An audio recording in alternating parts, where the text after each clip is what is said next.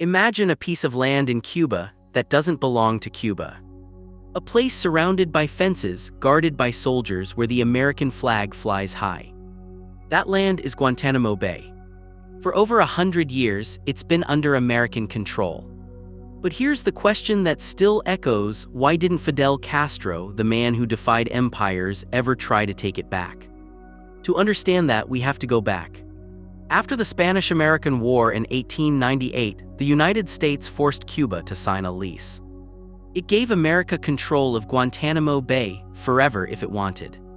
The deal said the US could stay unless both sides agreed to end it.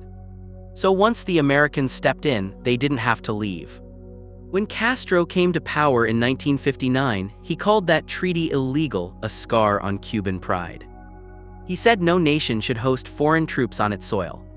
But he also knew the truth: he couldn't take it back by force. The US base was huge, full of tanks, warships, and thousands of armed troops. Attacking it would mean war. And a war with the United States, only 90 miles away, would have ended Cuba in days. Castro wasn't naive. He had just led a revolution. His military was small, his economy weak, and his people exhausted. So instead of a fight, he turned Guantánamo into a symbol. He used it as proof that America still tried to control Cuba. Every time he spoke about it, he reminded his people, that land is ours. He didn't need to fire bullets. He fought with words. And for America, Guantánamo was too important to lose. It was their gateway to the Caribbean, a perfect military outpost. They had no intention of leaving. Every year, the US sent Cuba a rent check, around $4,000. But Castro never cashed them. He kept them locked away as silent proof that Cuba never accepted the deal. Could he have attacked anyway? Maybe. But that would have given Washington the perfect reason to invade the island. And during the Cold War, one wrong move could have brought disaster. The US already saw Cuba as a communist threat, standing shoulder to shoulder with the Soviet Union. An attack on Guantánamo could have triggered a full-scale war. So Castro waited. He used patience as his weapon. He let the base stay, but turned it into a story. A story of resistance.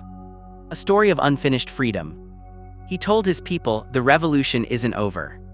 And as long as Guantánamo was occupied, that message stayed alive. It fueled national pride. It kept his image strong. Even today, Cuba still calls Guantánamo an occupied land. The United States still controls it. That same old treaty from 1903 still stands. Decades have passed. Leaders have changed. But the fences, the towers, the soldiers, they're still there. In the end, Castro didn't try to retake Guantánamo because he knew he couldn't win on the battlefield. Instead, he won the battle of meaning. He turned a wound into a weapon. A symbol that still speaks to this day. He couldn't raise his flag over Guantánamo Bay. But he made sure the world never forgot whose land it truly was.